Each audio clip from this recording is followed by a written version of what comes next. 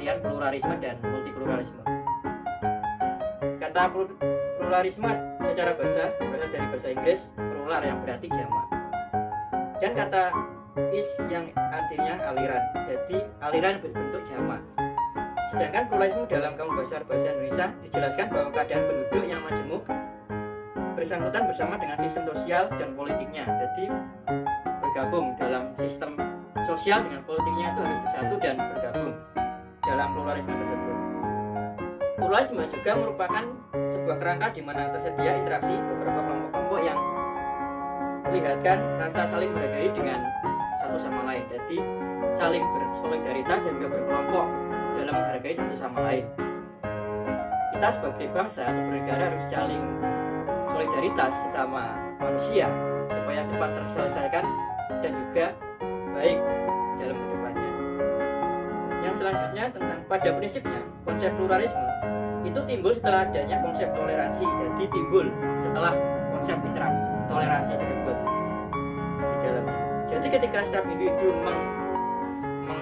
mengaktualisasikan konsep toleransi terhadap individu lainnya, maka lahirlah pluralisme. Jadi lahir setelah konsep mengaktualisasikan.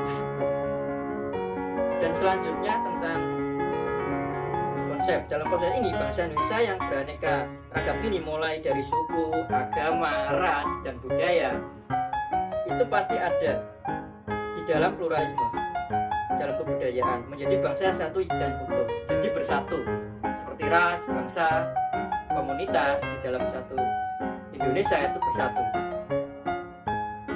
dalamnya. Dan selanjutnya adalah pengertian dari multikulturalisme, berasal dari multi, plural, dan kultural, tentang budaya. Jadi ini tentang kebudayaan yang ada di Indonesia, pasti bermacam-macam lah. Contohnya seperti wayang, jaranan, dan juga reog, itu kan termasuk budaya di dalam multikulturalisme. Multikulturalisme mengisyaratkan pengakuan terhadap realitas keagamaan, keberagaman tradisional seperti keberagaman suku, ras, ataupun agama. Jadi berbagai ragam suku, ras, ataupun agama. Istilah multikulturalisme berasal dari kata multi, banyak, beragam. Jadi banyak sekali ragam yang ada di Indonesia ini, entah itu keberagaman hayati dan juga non hayati. Untuk kesadaran akan terdapatnya keberagaman budaya disebut sebagai kehidupan multikulturalisme. Kesadaran akan terdapatnya keberagaman harus ditingkatkan lagi menjadi apresiasi dan ditanggapi secara positif, harus ditanggapi dengan positif, tidak negatif dalam menanggapinya. Faktor penyebab terjadinya pluralisme dan multikulturalisme di Indonesia. Ada beberapa faktor penyebab tumbuh dan berkembangnya pluralisme di Indonesia, yaitu meliputi dua faktor. Yang pertama faktor internal dan yang kedua yaitu faktor eksternal.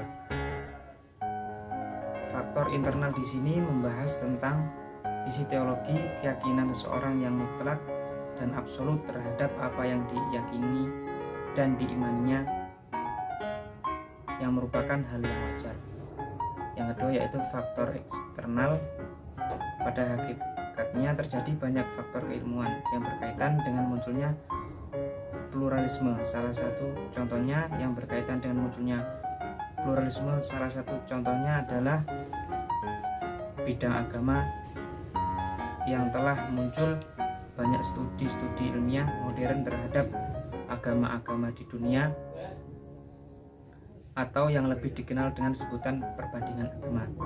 Yang selanjutnya, faktor yang menyebabkan munculnya multikulturalisme di Indonesia. Yang kedua yaitu ada tiga faktor. Yang pertama keadaan geografis, yang kedua letak wilayah yang strategis, dan yang terakhir yaitu kondisi iklim yang berbeda.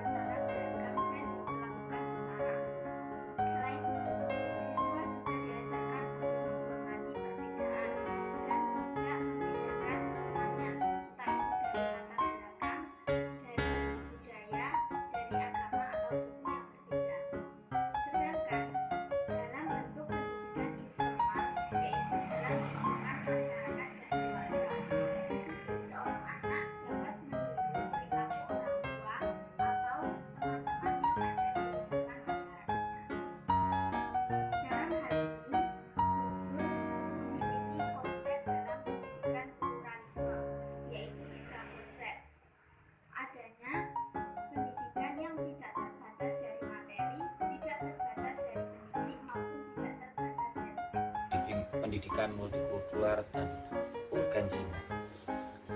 Pendidikan multikultural dibahas dan diwacanakan pertama kali di Amerika dan negara-negara Eropa Barat pada tahun 1960-an. Tujuan utama dari gerakan ini adalah mengurangi praktek diskriminasi di tempat umum, baik itu di tempat publik, di rumah, di tempat kerja, dan lembaga pendidikan yang dilakukan oleh sekelompok mayoritas kepada minoritas.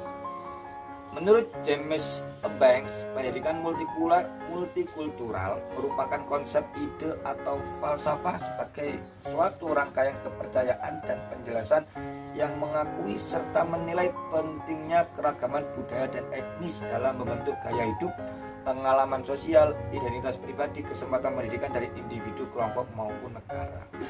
Dalam pendidikan multikultural menggabungkan gagasan bahwa semua siswa, terlepas dari jenis kelamin laki-laki, atau perempuan, kelas sosial, karakteristik etnis, ras, atau budaya mereka, harus memiliki kesempatan yang sama untuk belajar di sekolah. Gagasan penting lainnya dalam pendidikan multikultural adalah bahwa beberapa siswa memiliki kesempatan yang lebih baik untuk belajar di sekolah karena mereka saat ini terstruktur daripada siswa yang berasal dari siswa dengan budaya berbeda. Dari pengertian tersebut, pendidikan multikultural sangat urgen untuk diimplementasikan dalam praktek pendidikan. Hal ini berdasarkan bahwa baik dalam konteks global maupun regional, bahkan konteks nasional Indonesia, pandangan multikultural adalah sangat penting untuk menjaga keutuhan, kekuatan kebersamaan, dan kemajuan bangsa dan dunia. Sebab pandangan multikultural menjamin hak setiap individu, juga penghormatan atas kekhasan yang dimiliki oleh setiap individu. Nilai-nilai multikulturalisme dan pluralisme dalam pendidikan agama. Cara-cara yang dilaksanakan lembaga-lembaga pendidikan untuk menginternalisasikan nilai-nilai multikulturalisme dan pluralisme dalam pendidikan agama sehingga terciptanya kerukunan antar umat beragama, sehingga dengan berbagai usaha, yang pertama mengembangkan rasionalisasi, yang kedua mengakses kerja bersama, yang ketiga membawa dampak standarisasi, yang keempat memberikan peran yang luas kepada mereka. Nah, di sini juga ada 3 model strategi. Yang pertama strategi revolusi, yang kedua strategi pengasingan diri, yang ketiga strategi dialog. Nah, strategi revolusi ini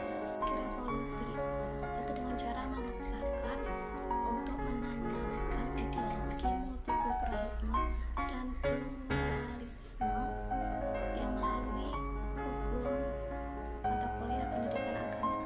Yang kedua, strategi pengasingan diri dengan cara membuat benteng-benteng pertahanan pendidikan dengan membangun subkultur melalui lembaga-lembaga pendidikan yang secara khusus dikelola oleh lembaga keagamaan. Selanjutnya yang terakhir strategi dialog. Strategi dialog. Strategi ini sangat berat, sebenarnya berat, sehingga dibutuhkan keberanian, kesiapan mental, dan lebih-lebih